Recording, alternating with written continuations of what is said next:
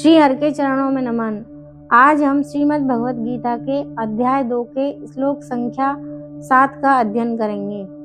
कार्पण्य दोषोपहत स्वभावः पृच्छामि त्वां धर्म सम्मूढ़ चेता यत् श्रेयः स्यात् निश्चितं ब्रूहि तत् मे शिष्यते अहं साधे माम त्वां प्रपन्न। इस श्लोक में अर्जुन का त्रिलोकी के निष्कंटक राज्य को भी शोक निवृत्त में कारण न मानकर वैराग्य का भाव प्रदर्शित करना है।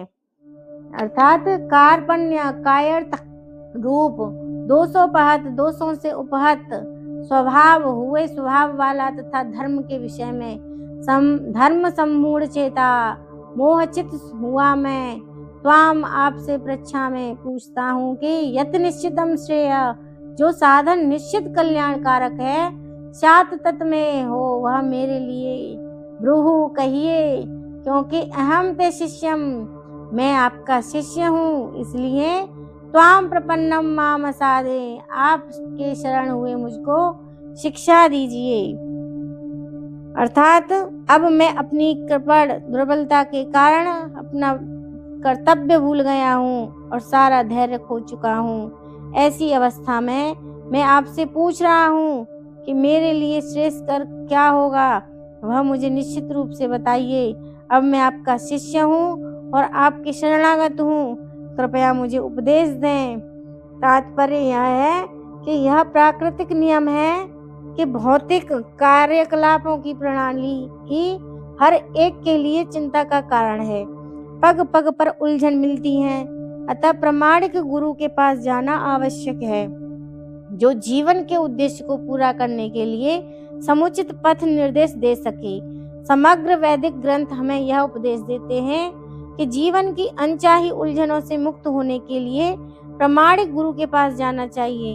ये उलझनें उस दावाग्नि के समान है जो किसी के द्वारा लगाए बिना भभक उठती हैं। इसी प्रकार विश्व की स्थिति ऐसी है कि बिना चाहे जीवन की उलझनें स्वतः उत्पन्न हो जाती हैं। कोई नहीं चाहता कि आग लगे, किंतु फिर भी वह लगती है और हम अत्यंत व्याकुल हो उठते हैं। अतः वैदिक वाग्मय उपदेश देता है कि जीवन की उलझनों को समझे तथा उनका समाधान करने के लिए हमें परंपरागत गुरु के पास जाना चाहिए। जिस व्यक्ति का प्रामाणिक गुरु होता है वह सब कुछ जानता है, अतः मनुष्य को भौतिक उलझनों में रहकर गुरु के पास जाना चाहिए। यही इस श्लोक का तात्पर्य है। आखिर भौतिक उलझनों में कौन सा व्यक्ति पड़ता है? वह जो जीवन की समस्याओं को नहीं समझता।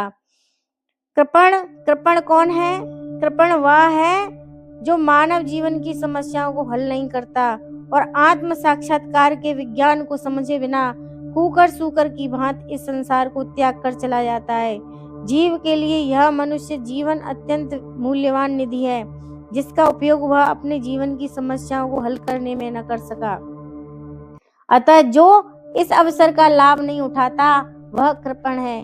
ब्राह्मण इसके विपरीत होता है, जो इस शरीर का उपयोग जीवन की समस्त समस्याओं को हल करने में करता है। देहात्म बुद्धि वश कृपण या कंजूस लोग अपना सारा समय परिवार, समाज, देश आदि के अत्यंत प्रेम में गंवा देते हैं। मनुष्य प्राय चर्म रोग के आधार पर अपने पारिवारिक जीवन अर्थात पत्नी, बच्चों तथा परिवारियों में आसक्त रहता है। कृपण यह सोचता है कि वह अपने परिवार को मृत्यु से बचा सकता है, अथवा वह यह सोचता है कि उसका परिवार या समाज उसे मृत्यु से बचा सकता है। ऐसी पारिवारिक आसक्ति निम्न पशुओं में भी पाई जाती है, क्योंकि वे भी बच्चों की देखभाल करते हैं। बुद्धिमान होने के कारण अर्जुन समझ गया था कि पारिवारिक सदस्यों के प्रति उसका अनुराग तथा मृत्यु से उसकी रक्षा करने की उसकी इच्छा ही उसकी उलझनों का कारण है। यद्यपि वह समझ रहा था कि युद्ध करने का कर्तव्य उसकी प्रतीक्षा कर रहा था, किंतु कृपण दुर्बलतावश वह अपना कर्तव्य नहीं निभा पा रहा था। अतः वह परम गुरु भगवान कृष्ण से कोई निश्चित हल करने को अनुरोध कर रहा है। वह कृष्ण का शिष्यत्व ग्रहण करता है। वह मित्रता पूर्ण बातें बंद करना चाहता है। गुरु तथा शिष्य की बातें गंभीर होती हैं और वह अर्जुन अपने मान्य गुरु के समक्ष गंभीरता पूर्वक बातें करना चाहता है। इसीलिए कृष्ण भगवत गीता के आदि गुरु हैं और अर्जुन गीता समझने वाला प्रथम शिष्य है। अर्जुन भगवत गीता को किस तरह समझता है यह गीता में वर्णित है। तो भी मूर्ख संसारी विद्वान बताते हैं कि किसी को मनुष्य रूप कृष्ण ही नहीं बल्कि अजन्मा कृष्ण की शरण ग्रहण करनी चाहिए। कृष्ण के अंत तथा वाह्य में कोई अंतर नहीं है। इस ज्ञान के बिना जो भगवत गीता को समझने का प्रयास करता है वह सबसे बड़ा मूर्ख है।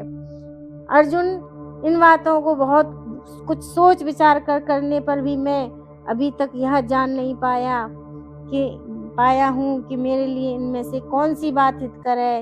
इसका प्रमुख कारण यह है कि मोह ने मेरे चित्त को व्याकुल कर दिया है।